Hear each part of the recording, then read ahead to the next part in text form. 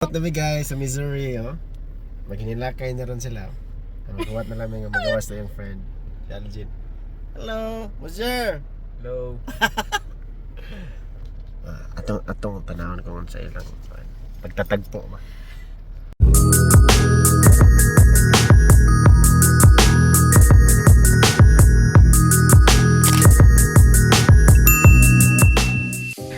Shit, i-open ang garage guys to.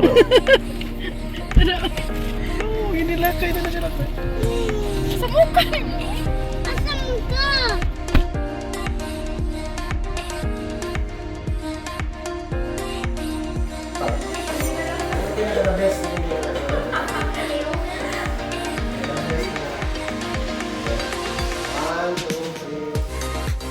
Ito man sila. What's up guys? So natakaroon din sa Missouri, nata sa bahay ni Matt o ni Aljin. So thank you for having us. Lami kayo kuhan ganiya, sinigang ba? Grabe, nakatulog ka platong kanon yun. Paksit ang kuhan, diet ba? So, kaning Missouri kay 9 hours drive siya from Minnesota niya. Padung mi og among goal is batog for day. Thankful kay mi ni Matt ug Aljin kay ni invite sila namo nga mo stay over kay mi dire. Sa ila so save me yung accommodation. So, kay ba ko wala mo ipakian na pero may nako kaya kanang content makakuha mo value ba so may opportunity nga interviews ni Matt o ni Aljin para makakuha mo idea ba yun sa nila pag-ari o gano'n na sila diri mas makatabang sa ninyo ba so doon diri kami naman so start na ni Matt. By the way si Matt is co-worker yun ako siya sa una. He's my co-worker maubig duwag basketball maubig tagay Kauban mo nga mga gwapo. kauban mo nga so he's originally from Manila nag-stay siya sa Cebu as a project developer. So Matt, I have a question for you. So ano yung challenges mo dito sa US? First of all, yung winter kasi kakaiba yung winter dito. Sobrang lang. So yung panganak ng weather. Paano ako maglinis ng bahay? So sa'yo lahat dito, di ba? Oo, ako lahat dito eh. Ako yung taong bahay, kaya house husband tayo. How about sa work? Yung pag-apply mo ng work, is it easy or is it hard or Yung difficult? sa work, kung mag-apply ka ng developer dito, kahit mahirap din kasi yung skills talaga dapat sok sa hinahanap mo. Marami siya, but you have to be in a specific yung qualification. Oo, dapat talaga ma-match mo. Saka dapat yung interview mo, pagalingan talaga. Dapat talaga dito. Meron. Palaban ka talaga dito, di ba? Kasi pag hindi ka palaban dito, sa based on experience ha, at saka experience din ni Matt, kasi nag-usap kami kanina, na you have to be matatag, be strong kung dito ka sa US. Hindi ka madaling ma-discourage or ma-give up. So if you fail sa interviews, if you fail sa anong mga ina-applyan mo, you just keep moving forward para at least, di ba? At least si Matt ngayon may job na, di ba? Is it this month or last month? Next month pa mag-start. So that's it guys.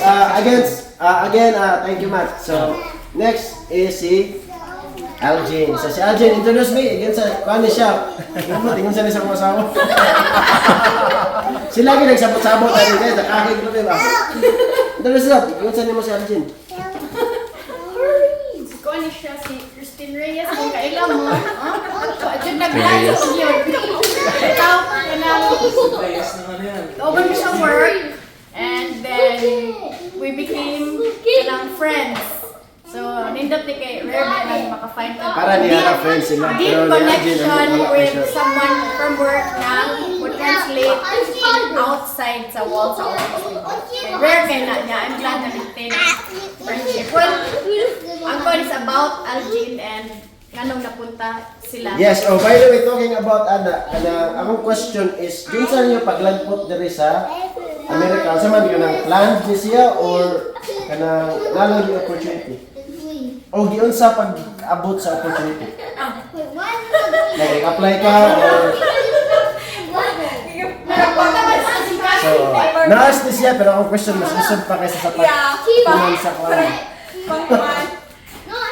Kaya basin ba ka nang naay makuha nga kwan ko tips sa uban ba nga mga aspiring nga mga nurses diha sa Pilipinas? Diba? Sabi na sa Cebu. Kaya basin makuha mo ang tips sa Alvin.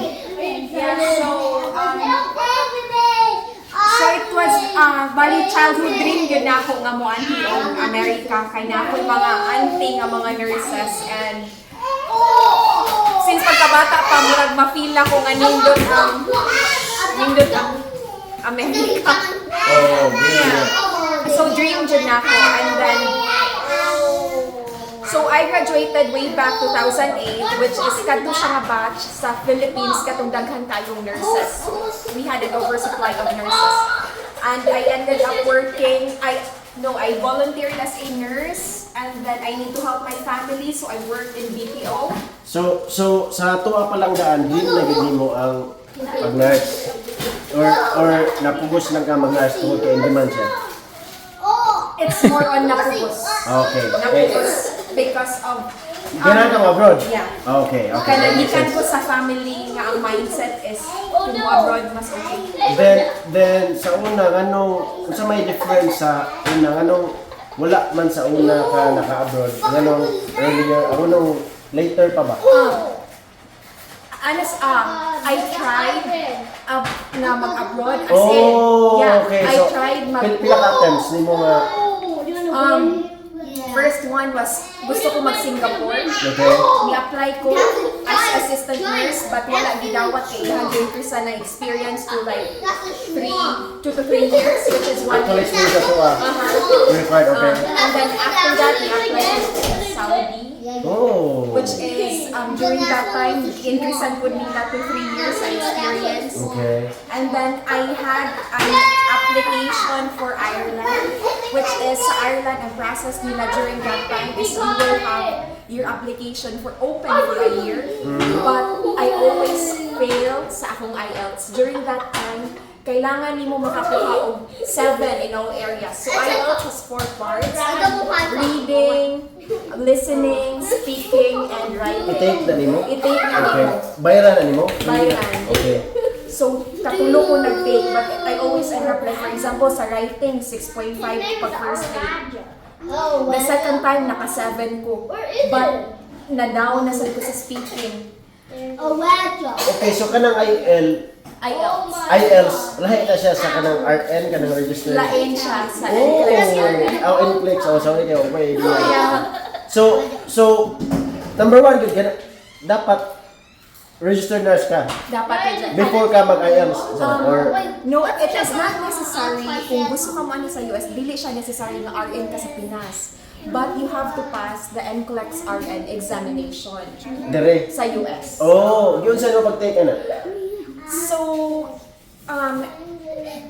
Agency to agency or sa so ako kay kanang gusto man ko kay katong akong process sa Ireland is ako jud ko mismo ang nibuhat. And then daghan man murag obstacles along the way. Basta ikaw ra. Basta ako ra. Yes. Yeah. Wala So, kay connection wala sa kay- mga wala akong outside process. mga proseso dito. Yeah. So, pag sa NCLEX na ako, nga pag-process, may top na ko ang agency, ang process sa papel. Okay. And then, from that, medyo mahal-mahal siya compared kung mag-DIY. Pero you skip the hassles and mga unsa na Yeah. hiya. And then, Okay. if naay mga questions, they can answer. Sila na tanong. Okay. That makes sense. So, mga pila may cost nga mutap kag agency to Parang estimate lang nga para mo apply ka ng NCLEX. Actually, di naman siya ni go to bayaran kay processing up ano man siya like eto first step. Oh, Mag-take okay. ka. So, like, mga ang estimate, mga pila man overall hangtod na nipasa ka. siguro I think mga 150. Sa 150. Una kay 150, okay, pero wala. Porsyento na ito, joke. Without it's something na inyong i-consider, guys ba? So, you have to, kung ganahan mo ka ng dako gay chance nga maka-abroad as a nurse. So, ang iyang strategy is mo tap sa agency and you have to prepare around estimate 150 siguro or more karon. Kay para dako og chance gani. I mean, you can do it alone pero sa iyang giingon is hassle unya lesser ang guarantee gani. Kay dili man kasuito sa mga processes ba yan na mga question gani ka katubag gani. So kana kag sure ball or dakong chance dili guaranteed ha nga maka kuan jud ka maka-ari jud ka pero at least dako sa chance ba. So mo na siya nga naabot sila diri unya the good thing is nadala niya ang iyang pamilya di ba? Di ba? Part of kanang kuan ba sa contract gani. Sa iyang pamilya diri, si Matt, akong amigo. Which is good. Yeah. So far, kumusta man yung experience nila sa Amerika? Kasa man? Easy. Kasa man? Kasa man? Para na makakuha siya ng expectation ba? Sayon din rin naman. No, it's not. No, it's not easy. You have to be strong. Kay dili ta ng tao. Nice. You have to be. Regardless of profession na siya. Yeah. Pero labi na yun sa iyang field. Kaya you have to deal with kanang people. Labi na people nga na ay disabilities or na ay pamati ba. So mas lisod na siya. So kudos sa inyo ha. Oh. Pero in general yun guys, dapat you need to be strong. Regardless of yung profession diri nakasama ka kay walay lain diri nga imong masaligan kundi imo ra kagulingon og imong pamilya. Oh, tanawa yun ako. Hilak ko. Thank you kay Arjun. Yeah, we're so happy nga napuna na sad mi og friends diri ba nga natin sa Amerika. O ato siya ang ato ang episode sa kaning video niya. Ay mo kalimot og atang sa mong sunod ka video kay daghan next state nga explore niya. Again, Arjun and Matt, thank you for having us. All right. We have a special guest for this video. What's your name? Lucas, and where do you live? What state is this one you're living? Missouri. Missouri. How long you been here? About 6 or 7 months. 7 months. How do you like it here so far? Is it good? Do you like it here? Do you like it here? Do you miss Philippines? Yes. What do you miss about Philippines? Visits to Manila. Visits to Manila. How about the food? It's okay. What's your favorite food? Burgers. Burgers. There's a lot of burgers here, right? Yeah. What's your favorite one?